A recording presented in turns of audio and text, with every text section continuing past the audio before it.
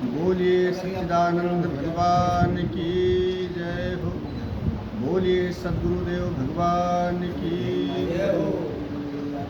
तो कल की कथा में हम सभी लोगों ने श्रवण किया भगवान कृष्ण कन्हैया की बाल लीलाएं गोकुल में किया 5 वर्ष तक, और इसके बाद वृंदावन में अपनी लीला को प्रारंभ करते हैं, जिसमें सबसे पहले ब्रह्मा जी के मोह का भंग किया है, फिर कालिया पर कृपा किया है, कालिया मर्दन किया है।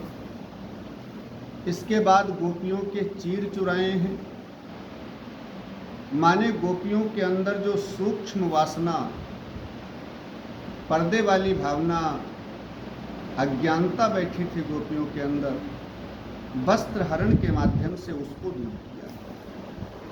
गोपियों की अविद्या का हरण किया वस्त्र के माध्यम से। और इसके बाद गोवर्धन पूजा करवाते हैं। इंद्र के अहंकार को भंग करने के लिए, इंद्र के मान को मर्दन करने के लिए भगवान ने गोवर्धन की पूजा करवाई, जो कल आप सभी लोगों ने सुना। इंद्र 7 दिन 7 रात बरसात करके परेशान हो गया, कोई माया नहीं चली उसकी। भगवत तत्व का ज्ञान हुआ तो बरसात बंद किया। भगवान कृष्ण भी गोवर्धन जहाँ का वहीं रखे और फिर श्री धाम वृंदावन आ गए सबको लेकर। यहाँ सुखदेव जी कहते हैं, परीक्षित, जिस समय भगवान ने गोवर्धन को धारण किया उस समय गोवर्धन जी 7 कोस के नहीं रहे। वैसे तो 7 कोस का क्षेत्रफल है, प्रभु 7 कोस की परिक्रमा, अरुचकलेश्वर विश्राम, विश्राम तेरे माथे मुकुट विराजी रहो। 7 कोस की परिक्रमा है, लेकिन जब एक उंगली पर धारण किया कन्हैया ने गोवर्धन को तो 7 कोस के नहीं रह गए। सुखदेव जी कहते हैं 84 कोस के हो गए, क्योंकि 84 कोस के ब्रजमंडल की रक्षा करनी थी, क्योंकि इंद्र तो बरसात सर्वत्र कर रहा है पूरे ब्रजमंडल पर। इसलिए पूरे ब्रजमंडल की सुरक्षा करने के लिए गोवर्धन बाबा छतरी बन गए सारे ब्रजमंडल। ब्रजवासियों को लेकर वृंदावन आए, फिर दूसरे दिन गाय चराने जाते हैं। समझें, कार्तिक के शुक्ल पक्ष की द्वितीया तिथि को गोवर्धन की पूजा करवाई गई और फिर कार्तिक की तृतीया तिथि से बरसात शुरू हुई और 7 दिन लगातार बरसात हुई। तो तृतीया, चतुर्थी, पंचमी, षष्ठी, सप्तमी, अष्टमी, नवमी को बरसात बंद हुई। 10वीं को भगवान कृष्ण गाय चराने के लिए गए गोवर्धन पहाड़ के ऊपर। तो इंद्र पूर्ण व्यवस्था के साथ आया और गोवर्धन पहाड़ के ऊपर 10वीं वाले दिन भगवान कृष्ण का बड़ा सुंदर अभिषेक किया और भगवान कृष्ण की बड़ी सुंदर स्तुति करता है। विशुद्ध सत्वं तव धाम शांतम, तपोमयं ध्वस्तरजस्तमस्तकम। आपकी तरफ से 500 मुद्राएं भागवत जी के चरणों में समर्पित हो रही हैं। श्री भागवत जी कृपा बनाए रहें और कल्याण करें, मंगल करें, आशीर्वाद है। बोलिए सच्चिदानंद भगवान की जय हो। माया मयोयम गुण संप्रवाहो, नावेद्यते ते ग्रहणानुबंधा। इंद्र ने 10 श्लोकों में भगवान की स्तुति की है और बड़ी दिव्य स्तुति किया है। बड़े सुंदर भाव हैं।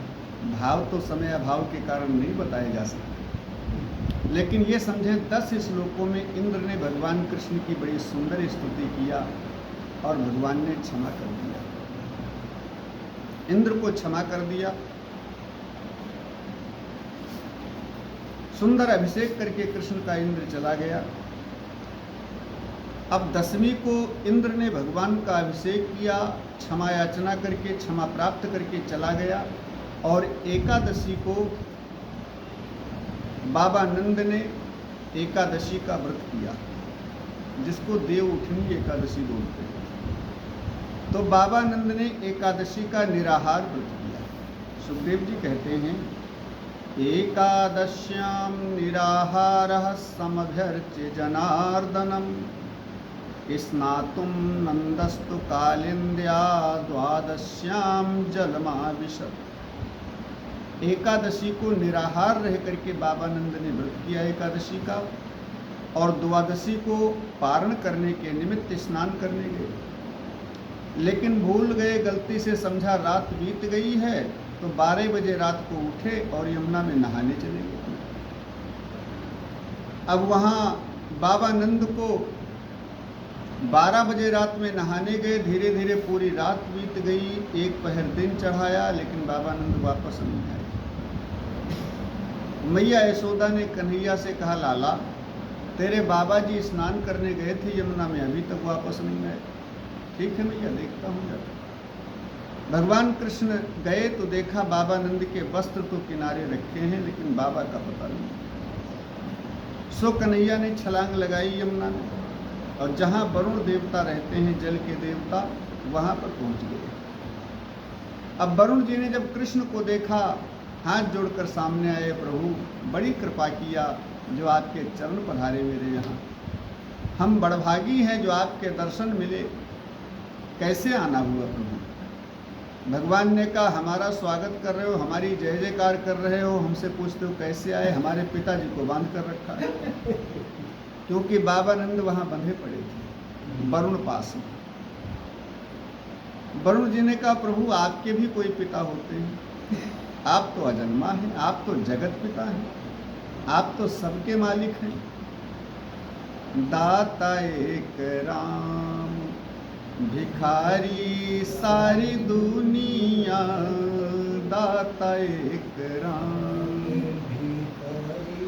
राम एक देवता, पुजारी सारी दुनिया, दाता एक राम, भिखारी सारी दुनिया, दाता एक। प्रभु आप किसी के पुत्र बन जाएं, किसी के पिता बन जाएं, किसी भिखारी बन जाएं या बड़े आदमी बन जाएं, तो आपकी नाटक है, आपकी लीला है, आप जो हैं वही हैं प्रभु। भगवान ने कहा, ये सब छोड़ो, ये हमारे पिताजी हैं। प्रभु गलती से ऐसा अपराध हो गया, हमारे सेवकों ने अनजाने में ऐसा अपराध किया, हमें नहीं पता था, इसलिए क्षमा करें नाथ। और वरुण ने बहुत क्षमा याचना किया, बाबानंद को वरुण पास से मुक्त किया। फिर बाबानंद को लेकर के भगवान कृष्ण वृंदावन आए। अब यहाँ ग्वाले लोग सब पूछते हैं, बाबानंद ने बताया, भैया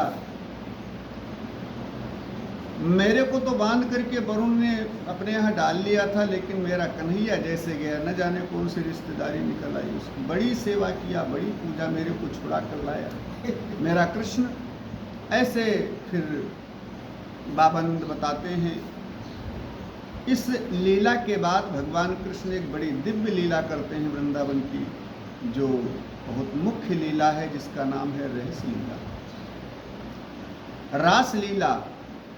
और रास लीला का वर्णन श्री सुखदेव जी ने 5 अध्याय में किया है, इसको रास पंचाध्यायी बोलते हैं। और भागवत जी का ये इतना मूल विषय है, कहते हैं जो रहस लीला का नित्य पाठ करते हैं 5 अध्याय का, उनके अंदर बैठा हुआ काम नष्ट होता है, वो कामजीत बनते हैं। तो इस रहस लीला का पाठ करने से काम मरता है व्यक्ति के अंदर का बैठा हुआ। इसलिए सुखदेव जी कहते हैं बड़ा मूल विषय है भागवत जी का। जैसे भागवत जी शरीर है, भगवान का श्री विग्रह है, और भागवत जी का जो 10वां स्कंद है ये हृदय है, ये परमात्मा का हृदय है। और 10वें स्कंद में जो है रहस लीला के 5 अध्याय हैं, ये 5 प्राण हैं। व्यान वायु, अपान वायु, उदान वायु, समान वायु, ये पंच प्राण हैं। बिना प्राण के शरीर तो मृत होता है, कोई उसका महत्व नहीं है। इसलिए भागवत जी के रहस्य लीला के 5 अध्याय प्राण हैं भागवत जी के, बिना इनके तो भागवत भी निष्क्रिय है। इसलिए सुखदेव जी कहते हैं ये बड़ा मूल विषय है, बड़ा मुख्य विषय है। आए हम सब लोग सूक्ष्म भाव से सुनते हैं, पूर्ण रूपेण वर्णन तो नहीं, सूक्ष्म भाव से। और इसका शुभारंभ जब सुखदेव जी ने किया तो भगवान शब्द से किया है। भगवान पिता रात्रि शरदोत्फुल्ल मल्लिका वेक्षरन्तुं मनश्चक्रे योग माया मुपाश्रिता। भगवान शब्द से शुभारंभ किया है। कहते हैं वर्ष में 2 रात्रियां मुख्य हैं, एक तो दीपावली की रात, एक शरद पूर्णिमा की रात। सबसे अंधकारमयी अगर कोई रात है, अपना हाथ फैलाओ तो नहीं सूझता है, सबसे ज़्यादा अंधकारमयी रात तो दीपावली, और सबसे ज़्यादा प्रकाशमयी चांदनी वाली रात अगर है तो शरद पूर्णिमा। इसलिए शरद पूर्णिमा की रात बड़ा मुख्य रात्रि है।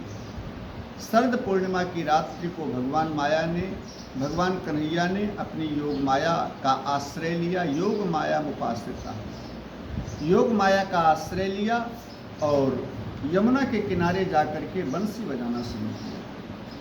अब कैसी बंसी बजती है सुखदेव जी वर्णन करते हैं। निशम्य गीतम तदनंग वर्धनम ब्रज स्त्रियः कृष्ण गृहीत मानसा आजग्मुरन्योन्यमलक्षितोद्यमः स यत्र कान्तोज्ज्वलोलकुण्डलः।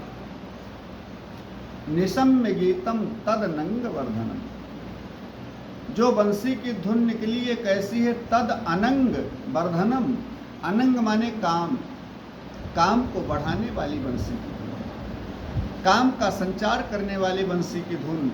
और ये रहस्य लीला के 5 अध्याय काम को नष्ट करने वाली, लेकिन बंसी की धुन काम को बढ़ाने वाली, क्योंकि ये काम विजय लीला है। काम का आवाहन किया गया है, काम को ललकारा गया है, आओ हमारा तुम्हारा युद्ध होगा।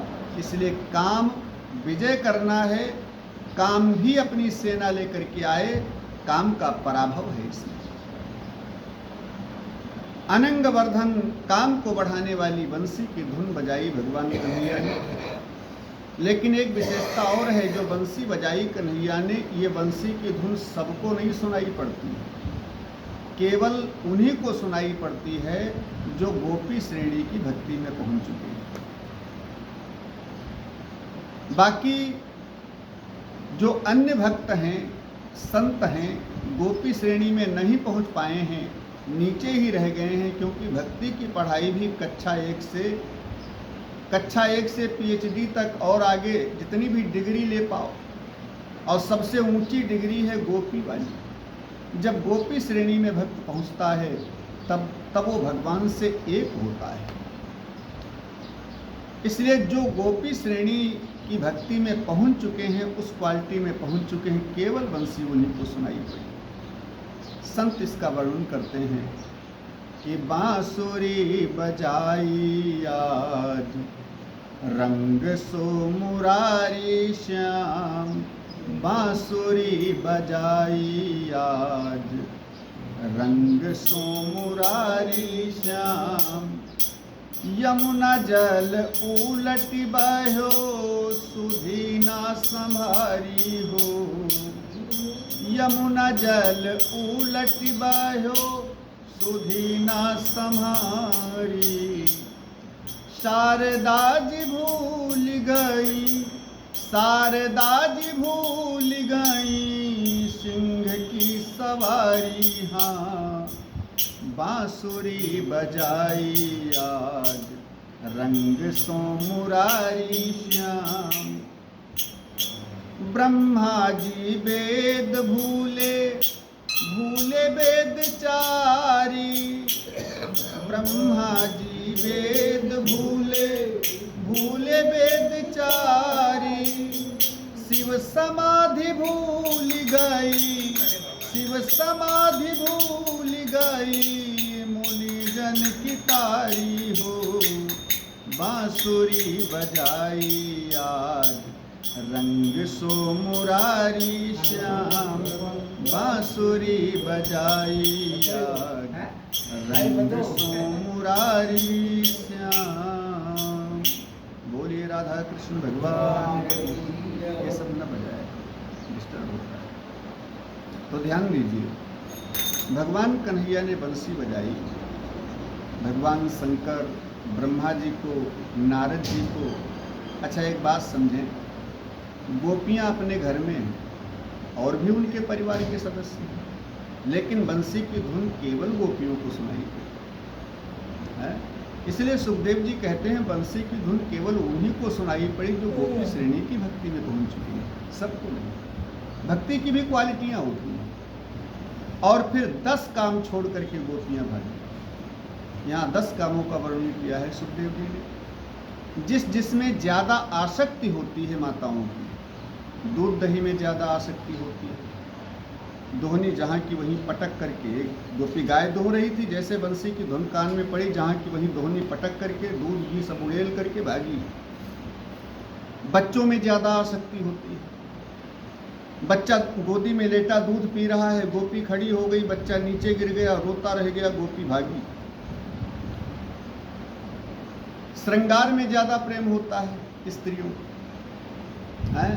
एक गोपी श्रृंगार कर रही थी, काजल लिया लगाने के लिए, जैसे बंसी की धुन कान में पड़ी सो होठ में लगा लिया, उल्टे सीधे श्रृंगार कर भाग पड़ी श्रृंगार छोड़ के। माने जिसमें माताओं की ज़्यादा प्रीति होती है उसका वर्णन यहाँ किया है। उन सारे कामों को छोड़कर पति को त्यागा, सास ससुर को त्यागा, बच्चों को त्यागा, दूध दही त्यागा, श्रृंगार त्यागा, सारा घर त्यागा, पूरा संसार त्यागा, सब कुछ छोड़ करके गोपी भाग पड़ती। जब तक छोड़ोगे नहीं है। तुलसीदास जी कहते हैं, जानिय तब ही जीव जग जागा, जब सब विषय विलास विरागा। जब तक विषयों से वैराग्य नहीं आएगा, हमारे दिल में जब तक पत्नी, पुत्र, बच्चे, माता पिता, संसार, दुकान, घर, पैसा, आन, लाभ, इसकी माला चलती रहेगी, तब तक यही सब मिलेगा, भगवान नहीं मिलेगा। भगवान तो कहते हैं जगह तो खाली करो, हृदय में जो नाच रहा है उसको तो अलग करो। जब हृदय भवन तुम्हारा फुल है, हाउसफुल है, तो हम कहाँ आकर के बैठे? तो पहले इनको निकालो, जहाँ काम तहाँ राम नहीं। जहाँ ये सब होते हैं वहाँ मैं नहीं रहता हूँ, इसलिए पहले इनको निकालो, फिर मैं आऊँगा। और गोपियों ने आज वही निकाला, सब कुछ त्याग करके पूर्ण वैरागिनी बन करके गोपियाँ आज दौड़ती भगवान कन्हैया के पास आई। भगवान कन्हैया ने गोपियों को देखा, उनकी हालत देखी, समझ गए गोपियाँ पूर्ण त्यागिनी, पूर्ण वैरागिनी बन करके मेरे पास आई। इसलिए भगवान ने बंसी बजाना बंद कर दिया, मुस्कुराए, गोपियों को निहारा, देखा, और फिर कहते हैं, स्वागतम वो महाभागः प्रियम किम करवाणि वह, ब्रजस्यानामयं कच्चिद ब्रूतागमन कारणम। अरे देवियों, तुम सबका स्वागत कर रहा हूँ, सबका स्वागत है। अब तो गोपियाँ गदगद हो गई, भगवान मेरा स्वागत कर रहे हैं। लेकिन एक ही सेकेंड में भगवान गंभीर हो गए। देवियों, ब्रूतागमन कारणम, क्यों आई हो? आने का कारण बताओ। क्योंकि रजन्ये सा घोर रूपा, घोर सत्व निसेविता, प्रतियात ब्रजम नेह स्थेयम स्त्रीभिः सुमध्यमा। रजन्ये सा घोर रूपा, इतनी गहरी अंधेरी रात, जंगल में तो वैसे हाथ पसारा नहीं सूझता है रात में, है?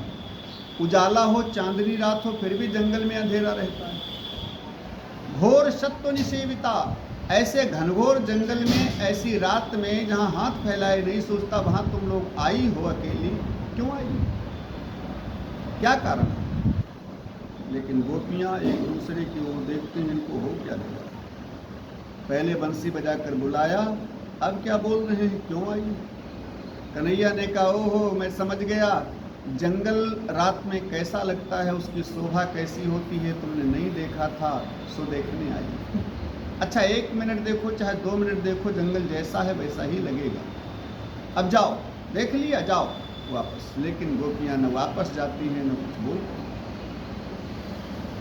भगवान ने कहा, अच्छा मैं समझ गया, तुम लोग वापस क्यों नहीं जा रही हो, कहीं कोई ब्रज पर संकट तो नहीं आ गया जो मेरे को बुलाने आई हो? अच्छा बताओ कौन सा संकट आ गया, बोलो। लेकिन गोपियाँ कुछ नहीं बोलती। भगवान ने कहा, अच्छा मैं समझ गया, तुम लोगों के पति सुंदर नहीं हैं और हम ज़्यादा सुंदर हैं, इसलिए तुम लोग मेरे से मिलने के लिए आए। लेकिन सुनो, दुर्भगो दुस्सीलो वृद्धो जडो रोग्य धनो पिवा पति स्त्रीभिर्न हातव्यो लोके सुभिर्पात की। पति शीलवान नहीं है, कदाचित भाग्य वाला नहीं है, दुर्भाग्यवान है, वृद्ध है पति, मूर्ख है, रोगी है, अंधा है, कोढ़ी है, बहरा है, किसी भी अवस्था में है, लेकिन पति हर अवस्था में त्याज्य नहीं है। पति परमेश्वर होता है। अरे देवियों, 12 बजे रात को कोई पराये पुरुष से मिलने जाता है अपने पति को छोड़कर, और तुम लोग मेरे से मिलने के लिए आई हो, ये उल्टा स्त्रियों के लक्षण हैं। देवी, तुम सती नारियों के धर्म नहीं जानती।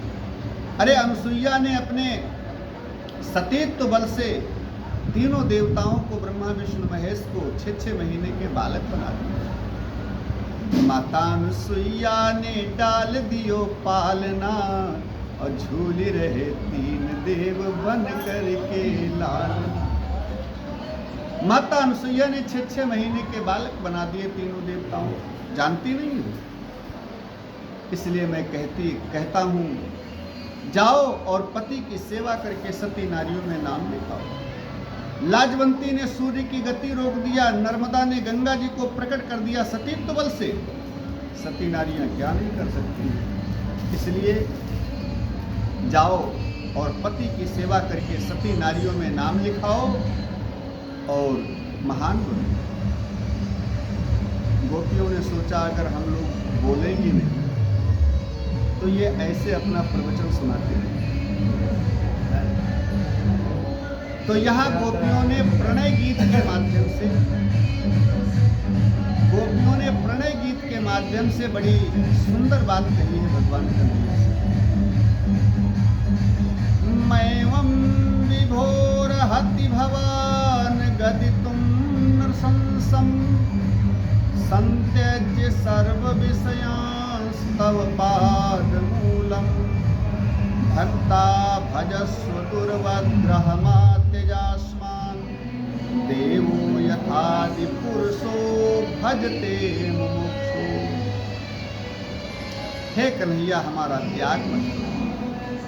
तुम घटघट वासी हो, घटघट की बात जानते हो, हमारे हृदय की भी बात जानते हो। प्रभु, तुमको इस प्रकार से निष्ठुर वचन को नहीं कहना चाहिए, क्योंकि मेरा हृदय कितना पवित्र है, कितना प्रेम से भरा है, और मैं क्या क्या छोड़ करके आपसे मिलने आई हूँ नाथ, इसलिए आपको ऐसा नहीं कहना चाहिए। प्रणय गीत के माध्यम से बड़ी सुंदर भगवान से बात करती हैं गोपियाँ। फिर कहती हैं, प्रभु एक प्रश्न है, मेरा उत्तर बताएं। गोपियों ने कहा, पूछो।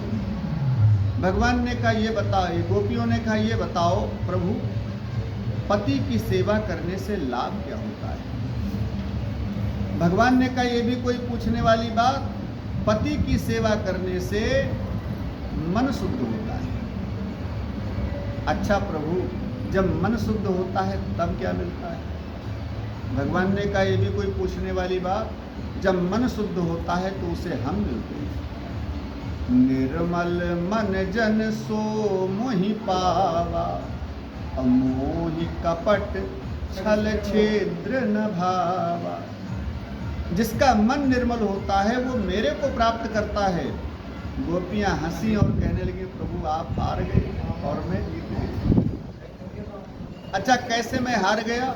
गोपियों ने कहा, प्रभु मैंने जो तपस्या कह रहे हो ये पहले किया है, तभी तो मेरा मन शुद्ध हुआ है। अगर मेरा मन शुद्ध न हुआ होता तो आप कैसे मिलते प्रभु? आपके दर्शन कैसे होते? आप मेरे को मिले हैं, भगवान मेरे को मिले हैं, इसका मतलब मेरा मन शुद्ध था। तो प्रभु जो तपस्या करके मन शुद्ध कर लिया है, जिस काम के लिए वो काम मेरे को प्राप्त हो गया है, अब वो तपस्या क्यों करूं प्रभु? भगवान गोपियों की परीक्षा लेते हैं, अंतिम परीक्षा और बड़ी कठिन परीक्षा। बहुत प्रकार से समझाया लेकिन गोपियां मानने के लिए तैयार नहीं होती हैं। और जब मानने के लिए तैयार नहीं हुई तब भगवान कहते हैं, क्या चाहिए तुम्हें? क्या चाहिए तुम्हें?